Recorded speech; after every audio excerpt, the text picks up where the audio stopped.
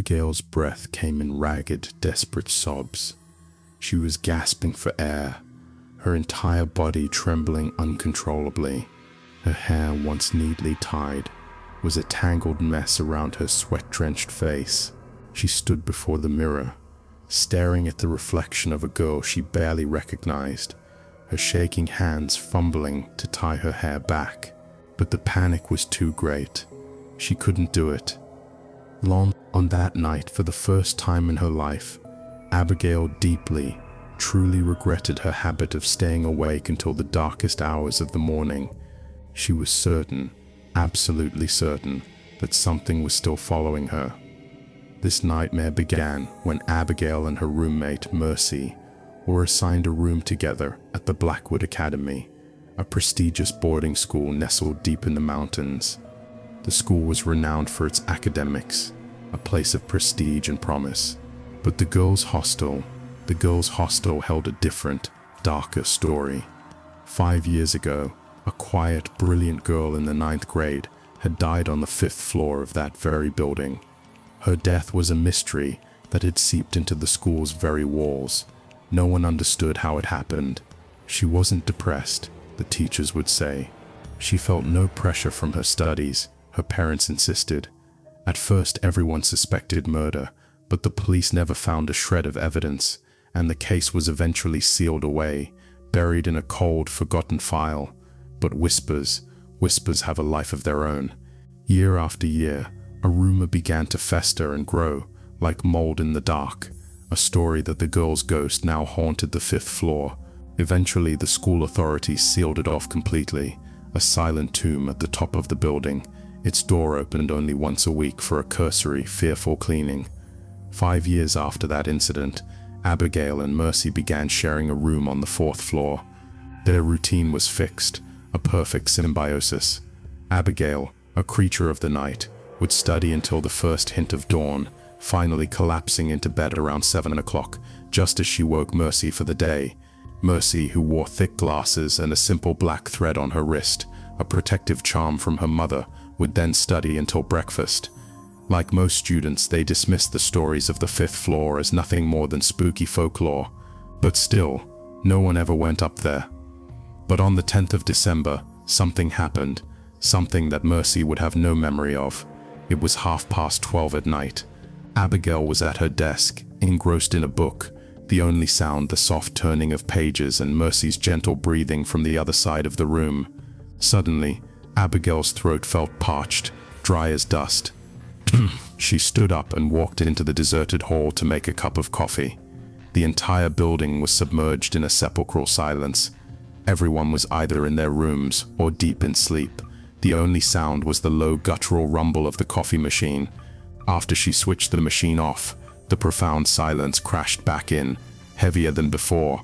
Abigail picked up her mug, turned around, and the violent jolt shot through her body, causing hot coffee to splash onto her hand.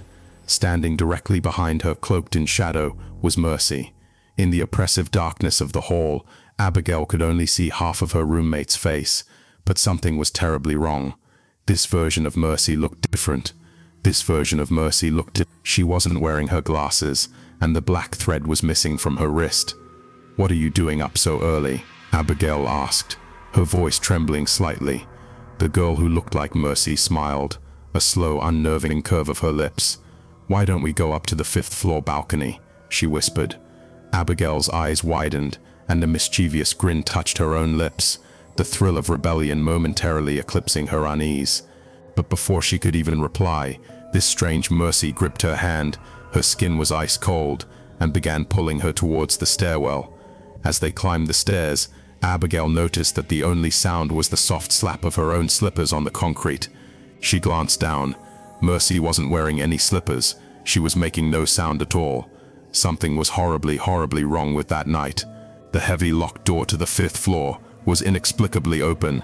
They stepped through, into the cold, dead air. After a few minutes of wandering through the darkness, they found themselves inside a room. It was her room, the room of the girl who had died 5 years ago, the one whose soul was said to be trapped here forever. But Abigail and Mercy didn't know that. The weather that night was bitterly cold, and icy drafts snaked through the broken hallway windows, the darkness thick with freezing fog. It was then that Abigail's eyes were drawn to the wall, scratched deep into the plaster, as if with a fingernail, were two words, 10th December. They stood on the balcony, looking down at the sleeping world below. The strange Mercy had been silent for a long time, just staring. An intense chill racked Abigail's body, and she shivered. "Let's go back down," she said, but the girl beside her didn't react. She didn't even seem to hear. Abigail called her name again, louder this time, and for the first time the thing that looked like Mercy turned and looked directly into her eyes. Abigail's heart stopped. Mercy's eyes, they were completely white, milk-white orbs, devoid of life. Then, in a slow, dead voice, she spoke a single word: "Jump." Abigail couldn't process it. Why would Mercy tell her to jump? The color drained from her face. With every second that ticked by, the voice grew deeper, more guttural, a horrifying command that seemed to echo from the bottom of a well. "Jump, jump, jump." Abigail's face turned a deathly yellow. Her limbs froze in place, her body no longer her own. She was being hypnotized, a puppet on a string, and she felt a terrifying certainty that if she didn't jump, this thing would push her. Her eyelids grew heavy. Her own hands began to move, undoing her hair, letting the strands flow and writhe in the wind like dark water. She was slowly, surely, succumbing to its will. But then from the floor below, a loud thud echoed up into the night. The sound shattered the spell. Abigail gasped, her mind her own again. With a surge of pure adrenaline, she summoned all her strength, shoved the white-eyed creature away from her, and fled. As she sprinted down the stairs, a horrifying inhuman roar tore through the air behind her, but she didn't dare look back. She burst into her room, slammed the door shut, and bolted it, and then she saw it, and her blood ran cold. There, lying in bed, sleeping peacefully, turned on the exact same side as when Abigail had left her, was Mercy. Gasp! Abigail's face turned even paler. She stumbled over to the bed and shook her roommate awake. Mercy, seeing Abigail's ghost-white face and bloodshot eyes, hugged her terrified friend tightly. But when she asked what was wrong, Abigail couldn't say a word. She was in no condition to speak. That night, she washed her face, tied her hair, and crawled into bed, her body shaking for hours. From that day on, everything changed.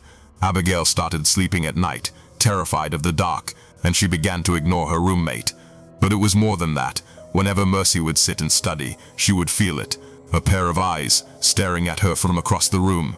It was always Abigail, just watching her. Sad, long troubled and scared, Mercy finally confronted her.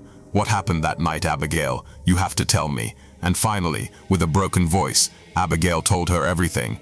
After listening, a chill crept down Mercy's spine, and her mind began to race. She believed every single word of Abigail's impossible story. Because Mercy knew something Abigail didn't. She knew the exact date that the girl had died 5 years ago. It was the 10th of December. All the stories, all the whispers, all the rumors, they were all true. The 5th floor was haunted. The echo was real. After that day, they never spoke of the 5th floor again. But they could never forget that soul-shattering incident. The horror was no longer locked away upstairs. It was in their room now, a silent, watchful third roommate, and they could never ever